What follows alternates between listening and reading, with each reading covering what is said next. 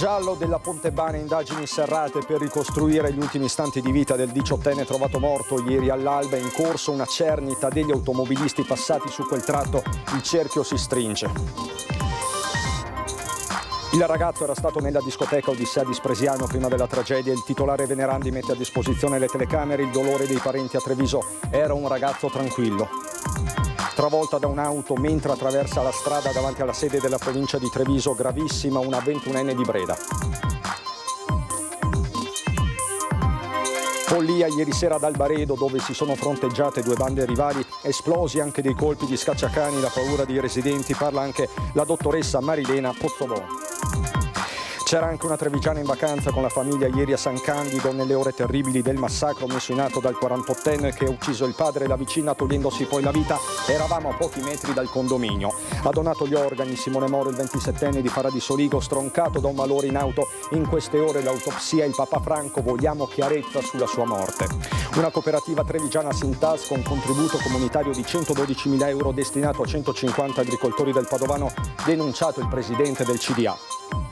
Emergenza carceri in Veneto, un indice di sovraffollamento del 146%. Intanto Fabio Crea, esponente di Fratelli d'Italia, avvocato, critica aspramente il decreto pensato dal ministro del suo stesso partito. Sport, volley, primo giorno di raduno per le Pantere dell'Imoco Conegliano, 500 i tifosi entusiasti sugli spalti del Palaverde e venerdì arrivano le campionesse olimpiche. Bentrovati, buonasera telespettatrici, telespettatori di Antenna 3. In primo piano per questa edizione trevigiana dei nostri telegiornali, il giallo della Pontebana. È stato definito così e non potrebbe essere altrimenti la morte del 18enne trovato cadavere ieri mattina all'alba lungo il tratto tra Spresiano e Nervesa. È stata una nuova giornata di indagini serrate, serratissime da parte dei carabinieri. C'è una cernita, una prima cernita degli automobilisti che sono passati su quel tratto all'alba di ieri, e c'è poi il dolore dei parenti, dello zio, del cugino, degli amici che condividevano lo stesso appartamento da qualche tempo in Viale Tre Venezie a Treviso. Partiamo da qui.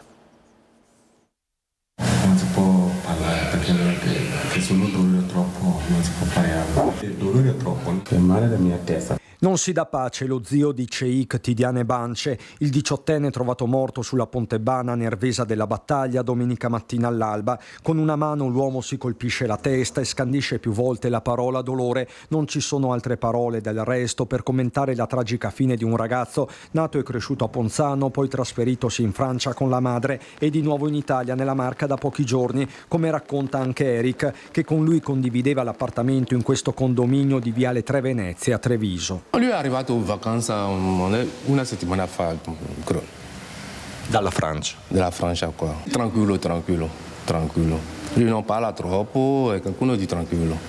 Non era uno che parlava tanto? No. Anche i condomini avevano notato da qualche giorno quel giovane alto, magro e silenzioso andare su e giù per le scale. Persone educatissime, i va e vieni, anche ti senti, però non posso dire niente. Questo giovane lei lo aveva intravisto nei giorni? Una settimana scorsa ho visto che appunto portava su immondizie, che mi guardava e mi ho visto che gli era giovane. Se in Viale Tre Venezie ci sono dolore e sconcerto, sulla Pontebana tra Spresiano e Nervesa le telecamere sono setacciate dai carabinieri. In mattinata i militari sono stati al distributore Tamoil, a pochi passi dal luogo dove è stato ritrovato Ceik Tidiane. Qui hanno acquisito le immagini. La pista principale prevalente resta quella di un investimento di un possibile pirata della strada che poi si è dato alla macchia. In corso ci sarebbe una cernita degli automobilisti passati pochi minuti prima il ritrovamento del giovane alle 5:30 del mattino. Insomma, il cerchio si stringe almeno temporalmente. Qualcuno pare sia già stato contattato, anche se non vi sarebbe nessun sospetto specifico.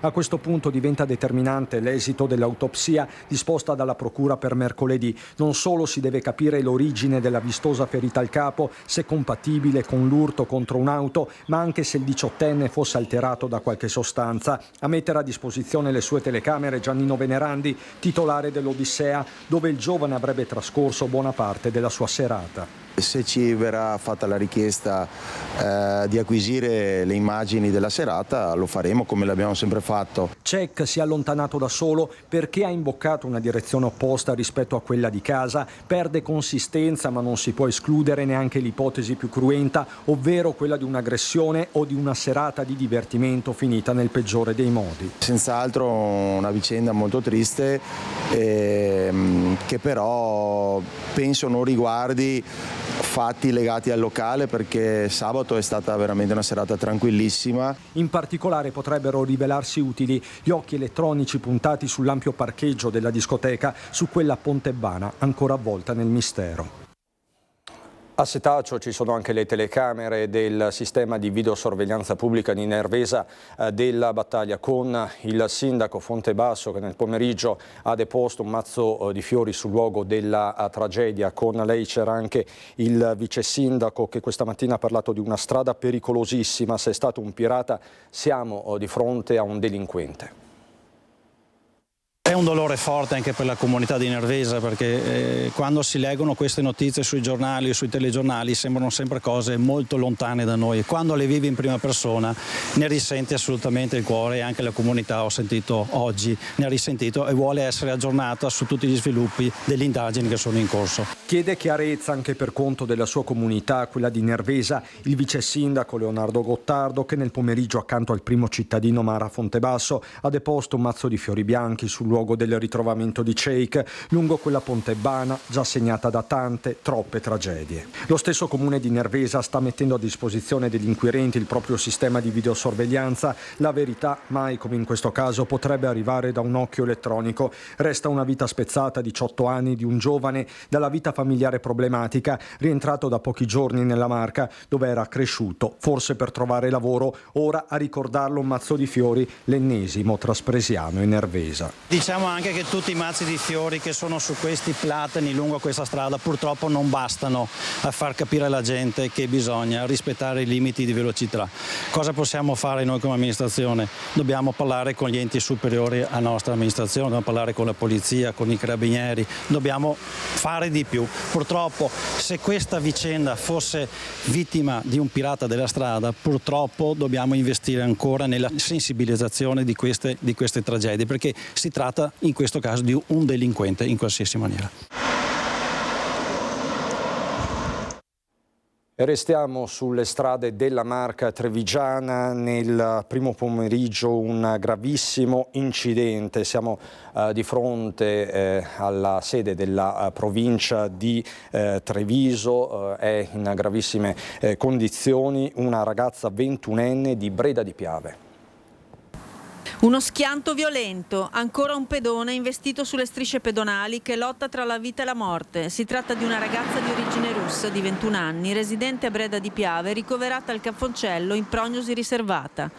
Ad investirla, oggi verso le 12:20, è stato un automobilista di 35 anni, residente a Conegliano, che l'ha letteralmente travolta, non lasciandole scampo. La ragazza è apparsa subito gravissima, tanto che è stata intubata sul posto ed è stata ricoverata in codice 3, quello destinato alle prognosi riservate. Il fatto è avvenuto in via Caldibreda, proprio di fronte all'ex Sant'Artemio, oggi sede della provincia di Treviso, in un tratto che gli automobilisti di passaggio hanno più volte segnalato come pericoloso.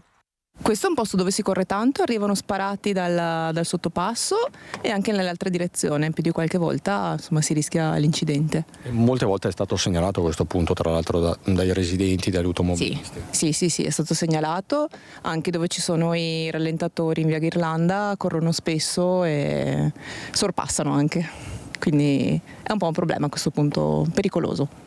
Le cause dell'incidente non sono ancora note, non è chiaro se il conducente abbia avuto un malore, se non abbia visto la ragazza, se si sia distratto o se andasse troppo veloce. Le forze dell'ordine hanno effettuato i rilievi del caso e stanno procedendo a chiarire la dinamica del gravissimo episodio. Follia ieri sera ad Albaredo, siamo in comune di Vedelago, dove si sono fronteggiate due bande rivali. Sono stati esplosi anche dei colpi di scacciacani tra i residenti, la paura, il panico. Parla anche la dottoressa Marilena Pozzobon. Scena da Far West, racconta: questi ragazzi però mi fanno pena. Ieri sera improvvisamente c'è stata una specie di Far West in questo paese e c'è stata una sparatoria con come si chiama? Pistola scacciacani e grida e ragazzi che scappavano, e questo è successo in diversi posti del paese, è successo in stazione, è successo in Canonica e nella parte bassa del paese. Parla di una scena davvero surreale la dottoressa Marilena Pozzobon, residente nel cuore di Albaredo a Vedelago, dove due bande rivali nella tarda serata si sono fronteggiate esplodendo alcuni colpi di scacciacani. Diversi i ragazzi coinvolti, quelli identificati dai carabinieri intervenuti nell'immediatezza, hanno poco più di 18 anni, residenti tra Marca e Padovano. Altri sono riusciti a disperdersi attraverso questo varco e poi tra i campi. Probabilmente sono anche inciampati in questo cantiere. I segni del passaggio sono evidenti.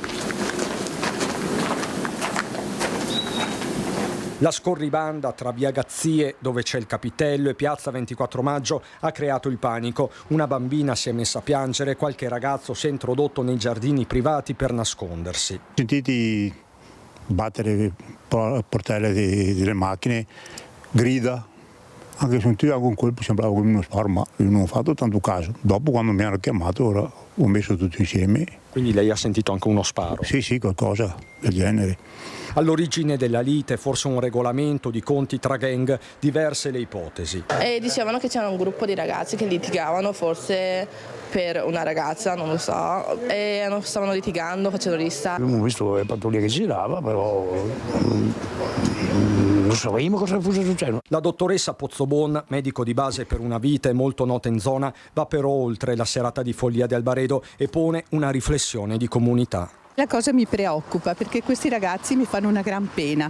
Penso che stiamo rovinando i ragazzi e questo non si può fare. Lo pagheremo in modo brutto se questo succede. Penso che qualcuno li sta usando i ragazzi e questo non mi va bene. Deve esserci scuola, qui c'è molta gente che abbandona la scuola, quindi dopo scuola tutte quelle cose che servono, devono suonare, devono cantare, devono ballare. Accidenti, mi chiedevo ieri, ma perché questi ragazzi non vanno a ballare e devono minacciarsi, corrersi dietro in questa maniera? Cioè, mi fanno pena.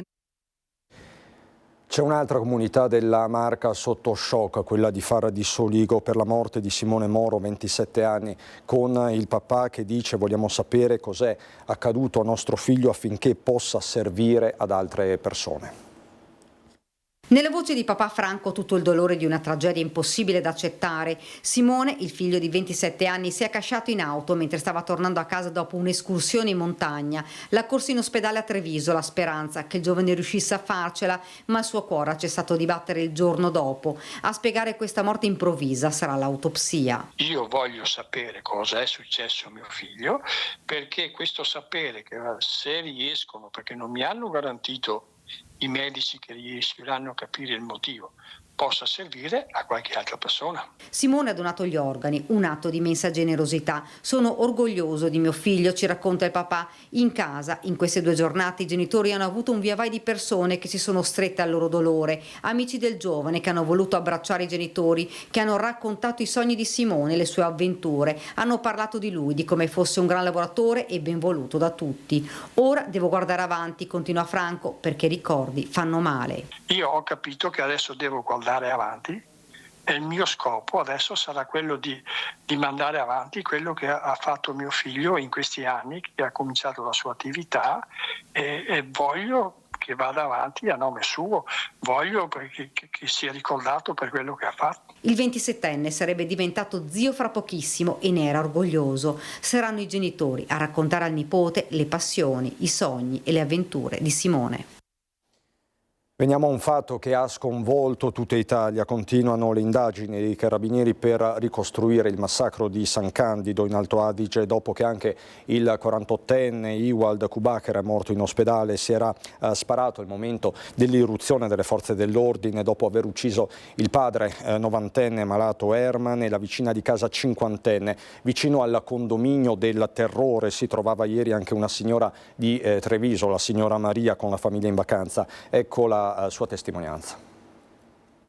E ho sentito gli spari a mezzanotte E dopo hanno detto che questo era in casa e ha sparato al padre e anche a un'altra signora. I vigili del fuoco, le forze dell'ordine erano tutti là, sono rimasti là fino alle 11 del mattino. Io là avevo mio nipote, era pieno di paura.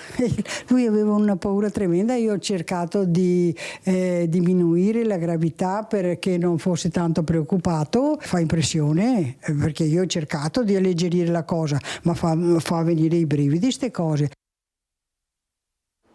Sempre per la cronaca, una cooperativa trevigiana si era intascata un contributo comunitario di 112.000 euro destinato a 150 agricoltori della provincia di Padova per l'anno 2021. Per questo è stato denunciato il presidente del Consiglio d'amministrazione. Un'operazione del valore di 112.000 euro, quella conclusa dalla Guardia di Finanza di Treviso, che ha denunciato il responsabile di una cooperativa che si è appropriata di un contributo comunitario destinato a circa 150 agricoltori residenti del Padovano.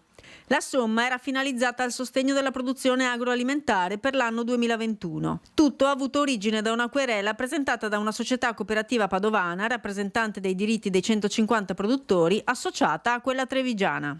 Attraverso mirate attività di indagine, quindi escussione a sommare informazioni delle persone informate sui fatti, oltre ad un'acquisizione diretta presso l'agenzia veneta per i pagamenti, i finanzieri del gruppo Treviso hanno effettivamente accertato che la società cooperativa trevigiana aveva già avuto il contributo di 112.000 euro e poi con diversi ritardi aveva omesso di destinarlo ai reali beneficiari. Una società che aveva sempre operato sul mercato ma che già versava in condizioni finanziarie non del tutto sane già dallo scorso anno. Il Presidente del Consiglio di amministrazione è stato denunciato per il reato di appropriazione indebita. Per quanto riguarda la società è già stata posta in liquidazione, in procedura di liquidazione già dal 2023. Un altro fatto di cui parla il Veneto e tutta Italia, in realtà l'inchiesta Palude a Venezia, è durato 8 ore in procura a Venezia, l'interrogatorio dell'ex assessore comunale alla mobilità Renato Moraso davanti ai PM Roberto Terzo e Federica Baccaglini. Moraso, assistito dall'avvocato Umberto Pauro, è l'unico indagato nell'inchiesta sulla presunta corruzione a Venezia, ancora in carcere. Vedete l'apertura, il portale, il gazzettino.it. Abbiamo iniziato una discussione, ha detto al termine Pauro, poi ci risentiremo con i magistrati nei prossimi giorni. Il legale ha solo aggiunto di non aver presentato oggi alcuna istanza per la revoca della misura cautelare nei confronti del suo assistito, ma noi siamo in grado di farvelo sentire all'uscita appunto dal carcere. Abbiamo iniziato una discussione, ci sentiremo poi nei prossimi giorni per fissare altri interrogatori. Interrogatorio, istanza per la stessa? No. Non ancora? No, non Ha ancora. ancora molto da parlare, Lorenzo. Abbiamo iniziato e quindi ci sono anche altre possibilità di sentirci nei prossimi giorni. Vi farò sapere. E a proposito dei temi della giustizia, secondo il report del garante dei diritti dei detenuti nelle carceri del Veneto si registra un indice di sovraffollamento del 146%, un numero superiore al già gravissimo dato nazionale che si attesta al 131%, e mentre le rivolte nelle carceri italiane, anche in quelle venete, continuano, una dura critica al recente decreto del ministro Nordio arriva da parte di un esponente dello stesso partito Fratelli d'Italia, l'avvocato trevigiano Fabio Crea. Se la finalità del decreto carceri, come mediaticamente veniva indicato, doveva essere quello di supportare nell'immediato la situazione emergenziale, in particolare del sovraffollamento e delle condizioni al limite dell'umano e della dignità personale all'interno delle strutture carcerarie, devo dire che questo decreto carceri non è utile, non è assolutamente utile. Lapidario Fabio Crea, avvocato penalista tra i più noti, ma a nessuno sfugge come la sua figura di esponente di primo piano di Fratelli d'Italia renda quantomeno particolare il giudizio critico sul decreto carceri pensato dal meloniano ministro della giustizia Carlo Nordio. Ma tant'è, Di fronte a un indice di sovraffollamento delle carceri italiane del 131% e di un Veneto che supera la media con il 146%, si tratta di una questione pragmatica, spiega Crea. Il decreto, così com'è, interviene con l'assunzione di 1.000 nuovi agenti di polizia penitenziaria, 2 scaglioni, 500 nel 2025 e 500 nel 2026, e nella nomina di un commissario straordinario che si occupi di edilizia penitenziaria. Insomma, più personale, ma almeno fra un anno, e quanto peseranno i pensionamenti? E poi nuove carceri, già, ma quanto ci vorrà? Crea butta sul piatto quelli che a suo giudizio sono invece i veri problemi che non si affrontano. Non solo le condizioni disumane in cella, ma anche la carcerazione facile. C'è un abuso di custodia cautelare, certamente, c'è una situazione per cui c'è una promiscuità tra persone detenuti in stato di custodia cautelare in attesa di primo giudizio e detenuti in via definitiva che ovviamente vivono due situazioni completamente diverse, soprattutto perché si parla di soggetti che ancora non sono stati condannati in via definitiva, quindi anche per Costituzione devono considerarsi persone innocenti fino a prova definitiva, e soggetti invece che sono condannati in via definitiva e il cui percorso detentivo deve essere necessariamente diverso, deve essere un percorso risocializzante, separati, dice lei. Deve essere necessariamente separato. Okay. Soluzione che il decreto carceri attacca Crea per ora non recepisce. Non vi è alcuna norma che aiuti una situazione di deflazione della detenzione carceraria. Si parla solamente, per quanto riguarda l'ordinamento penitenziario, della liberazione anticipata, ma soltanto da un punto di vista di procedura, ma non con effetto immediato. L'appello, come esperto in materia, prima ancora che come politico, è duplice. Da una parte potenziare l'accesso alle misure alternative per chi ha già scontato un periodo in carcere, dall'altra la possibilità di un accesso quasi automatico agli arresti domiciliari e applicare veramente la custodia cautelare come estrema ratio. Ancora una scritta discriminatoria e intimidatoria contro le persone LGBT. È successo in viale Trento-Trieste ancora una volta. Un altro episodio, un primo episodio si era registrato 10 giorni fa, poi le scritte erano state rimosse e appunto in queste ore, nelle scorse ore, sono ricomparse. Forze dell'ordine, istituzioni locali sono allertate, si sono già attivate, ma serve fare di più per mandare un messaggio di inclusione e di coesione sociale. Scrivono dal coordinamento LGBTE di Treviso. Chiediamo, e come associazione ci faremo carico delle spese da sostenere, di colorare il muro preso di mira dal vandalismo di stampo omofobico dei colori della bandiera arcobaleno che ci rappresentano, per una Treviso fatta di rispetto, di solidarietà, di civiltà, dove essere uguali, dove sentirsi a casa. Concludono queste le parole dei rappresentanti dell'associazione sui loro social. Quindi un arcobaleno al posto delle scritte che avete visto, così dal coordinamento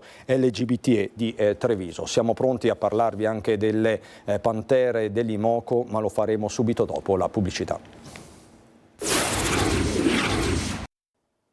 Di nuovo in onda per andare alla Pala Verde di Villorba, dove questa mattina si sono ritrovate le campionesse d'Italia dell'Imoco Volley per riprendere gli allenamenti in vista della stagione 24-25, assenti giustificate ovviamente al momento le campionesse olimpiche. Presente invece il coach Santarelli e ovviamente una folla di tifosi. Elena Dal Forno. L'effetto campionesse olimpiche si è fatto sentire, e come? Questa mattina a salutare il ritrovo delle Pantere dell'Imoco Volley al Palaverde c'erano oltre 500 tifosi entusiasti sugli spalti. Poco importava che le campionesse olimpiche Mochi De Gennaro, Sara Fari, Marina Lubian non fossero presenti, arriveranno solo il 23. L'atmosfera era quella elettrica da primo giorno di scuola, nonostante le fatiche olimpiche del coach. C'era tantissima stanchezza, davvero, ma c'era la felicità e l'entusiasmo di tornare a casa, come lo definisco. Bello essere qui, è il primo giorno di scuola, no? È sempre un bel primo giorno. Mi sembra che la risposta del pubblico sia stata eccezionale, qualcosa di magico, davvero. Volevo fare una foto perché credo che sia da immortalare un momento come questo. È un Imoco che anche quest'anno vuole vincere tutto. Ben 5 saranno le competizioni alle quali la squadra parteciperà. Oltre al campionato, Coppa dei Campioni, Supercoppa in programma a Roma il 28 settembre, anche Coppa Italia e Mondiale per club. Credo che lo spirito e il DNA di questa società sia sempre stato quello di ambire per arrivare fino alla fine Io personalmente da allenatore me lo sono sempre posto, non è l'idea di vincere il trofeo ma di cercare di primeggiare e di stare sempre lì fra le grandi. È ovvio che il roster che è stato costruito è un roster meraviglioso, ogni anno mi stupisco di quello che Pietro e Piero riescono a fare. Il roster già stellare dello scorso anno quest'anno sarà implementato con gli innesti della schiacciatrice brasiliana Gabi, bronzo a Parigi 24, della cinese Zhu Ting in arrivo a ottobre, della palleggiatrice giapponese Nanami Seki, del martello polacco Lukasik per finire alla centrale Chirichella, un Imoco ormai sempre più internazionale. Il roster l'ha allestito il dottor Pietro Maschio come sempre, credo che abbia fatto una delle squadre più importanti che noi abbiamo avuto negli ultimi, da quando nasciamo, quindi negli ultimi 13 anni. Andiamo dal Brasile alla Cina, quindi diremo che su Imoca non tramonta mai il sole. È una scelta che è strategicamente sia sportiva ma che crediamo che abbia anche un bel ritorno mediatico appunto per dare la giusta soddisfazione a chi ci permette di lavorare. Sull'eredità olimpica il presidente si sbilancia dopo gli incredibili dati televisivi della finale che ha raggiunto oltre il 50% di share. Finalmente ci sarà una consacrazione della pallavolo femminile come primo sport per le donne in Italia e credo che prenda la valenza definitiva. Siamo cresciuti con la generazione dei fenomeni e adesso viviamo la generazione dei fenomeni. La palleggiatrice Asia Volos, che ha chiuso con la nazionale polacca, sperava forse in qualche giorno di riposo in più e ribadisce che la stagione sarà lunga e impegnativa. Per noi tutti gli obiettivi sono importanti, ovviamente è bello tornare a giocare mondiali per club perché l'anno scorso purtroppo non è arrivato invito, ma adesso siamo carichi e vogliamo giocare per tutte le coppe e poi vediamo. Andiamo adesso a Belluno.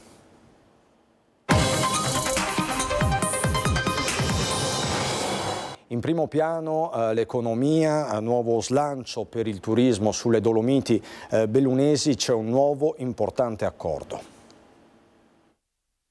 Turismo e Dolomiti, un connubio che sarà divulgato grazie a un accordo firmato tra Fondo per i Comuni Confinanti, Fondazione DMO Dolomiti e Provincia.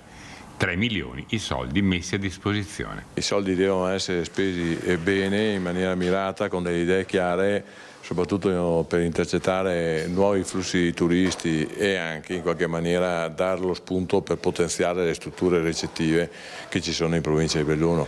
La cosa fa partire un'altra cosa, ma se noi non cominciamo a dire che siamo presenti, abbiamo dei servizi da fornire, abbiamo potenzialità di un paesaggio e di un territorio eccezionale, probabilmente non riusciremo a sviluppare quella potenzialità che la provincia ha, che è enorme. Potenzialità su cui ha messo l'accento il Presidente della Commissione Turismo del Senato. Mi rendo conto ogni qualvolta si parli di questi territori, ma non solo, anche della prospettiva olimpica, che per noi è una straordinaria opportunità. La gente invidia non solo i nostri territori, ma anche la nostra possibilità che avremo di mettere a terra tanti progetti.